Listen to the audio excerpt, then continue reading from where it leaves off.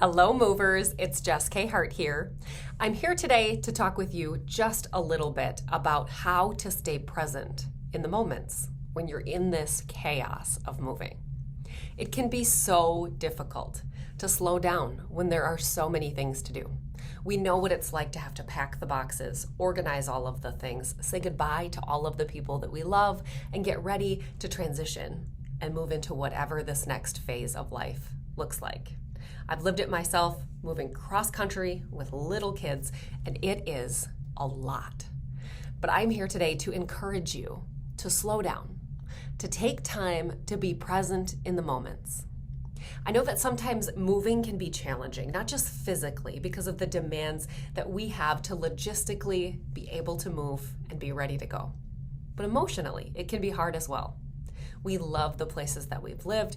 We're excited about moving to new ones. We're going to miss the people that were. There are lots of feelings that can flood you.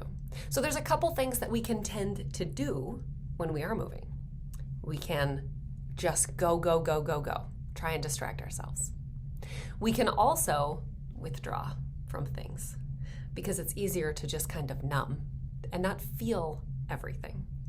My encouragement to you today is to slow down and to feel all of the things, both good and bad. And I have 3 practical tips to help you today be able to do just that.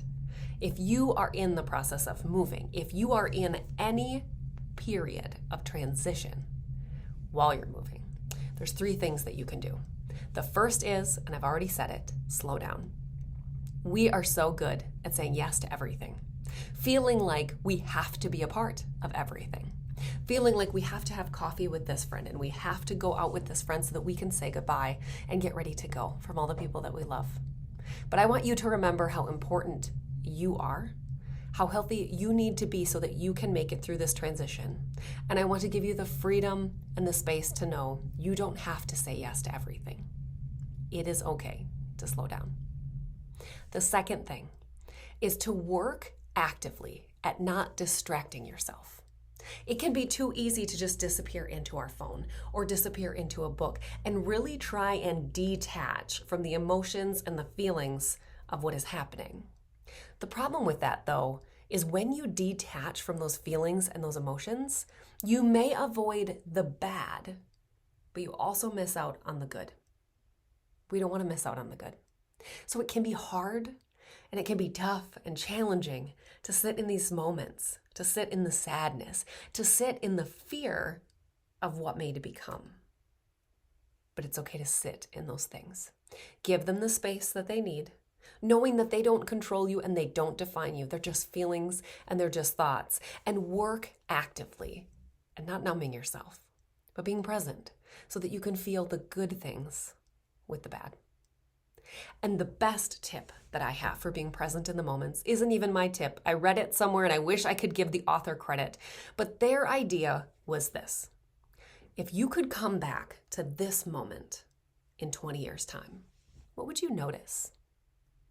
I've used this tip with my children because there are lots of times as a mom where I'm hustling around and I'm working and I'm, focused on different things. But then I remember, what if I came back to this moment in 20 years? What would I notice? And what I've noticed is that my youngest has one of her big teeth that's bigger than the other. I've noticed that my daughter has this crazy frizzy hair that she just loves. That my son has this little cowlick on the back of his head. Just little things that I graze right past.